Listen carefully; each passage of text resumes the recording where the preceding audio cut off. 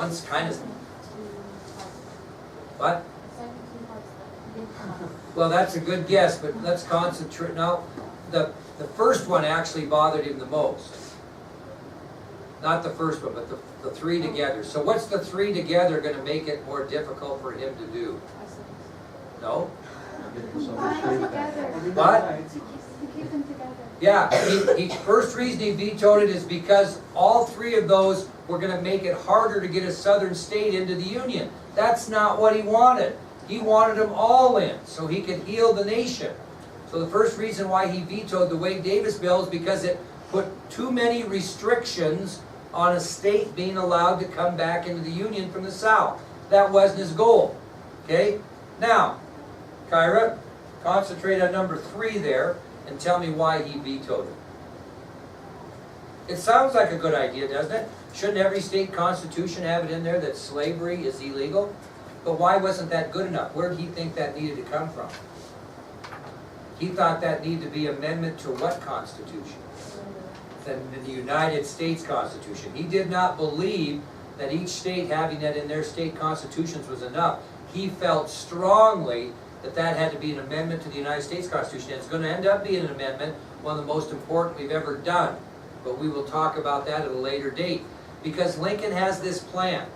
The radical Republicans don't like it. Am I right? Okay? And so they passed the Wade-Davis bill to put pressure on him to do it their way. And what does he do? No. Vetoes it.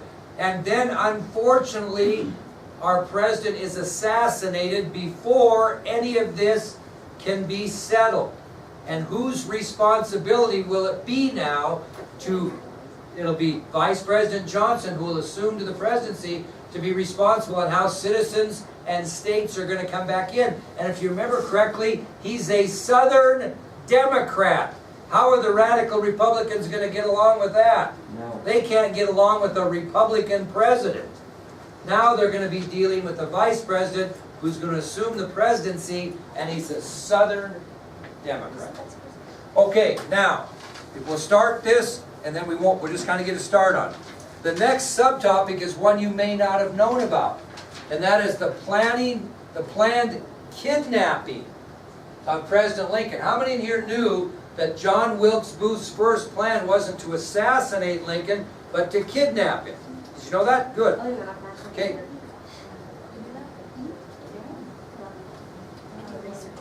Not yet. Now, wait a minute, girls. You guys got this smiling face, which I love. How do you know that? A movie. What movie? National Treasure. Yeah. I know it. You never know what you might learn in a fictional historic movie. Watch it. But I've seen it. You should watch it. But it is true that the first plan was not to assassinate Lincoln. They were going to kidnap him. Now, girls, let's see if you know this.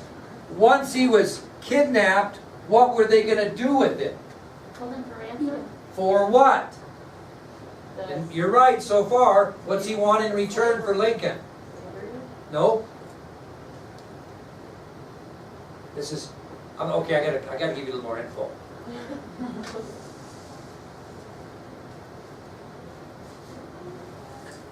John Wilkes Booth came onto the scene just 2 days after the Confederate surrender at Appomattox. Because 2 days later, Lincoln gave a speech on the lawn of the White House. And a lot of people attended his speech 2 days after the surrender, and it just so happened that John Wilkes Booth was one of the people in the crowd. And he got very upset with Lincoln because Lincoln said in his speech that he was going to support voting rights for certain blacks and allow them to vote. Which ones? Which blacks is he going to let vote? Men. Men. Okay? Which, by the way, is going to cause a little rift between white women and black men because white women aren't going to have the right to vote, but black men are. Later. Okay? But anyway, Lincoln gives this speech 2 days after the surrender at Appomattox. And he says in his speech many things, but he includes that he plans on giving voting rights to certain blacks, which are going to be men. Well, John Wilkes Booth absolutely went nuts. And you have to remember that after the Civil War, Lincoln had a lot of enemies. Not just in the South, but in the North. Matter of fact, history says that at that time, he was the most hated man in the history of our country. Right after the Civil War. That might surprise you because we hear of him as a great president, which he was, But after the Civil War, historians say he might have been the most hated man ever in American history at that point. Because not only did people in the South not like him, people in the North didn't like him either. But when John Wilkes Booth heard him say that he was going to support voting rights for certain blacks, he went kind of crazy because he blamed Lincoln for all the South's ills.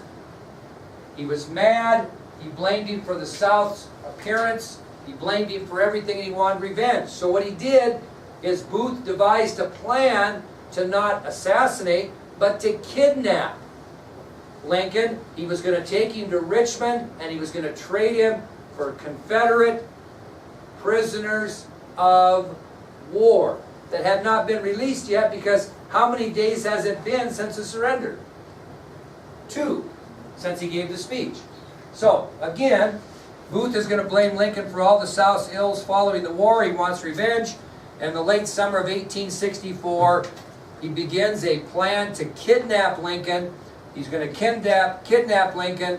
He's going to take him to Richmond, and he's going to hold him in return for Confederate prisoners of war.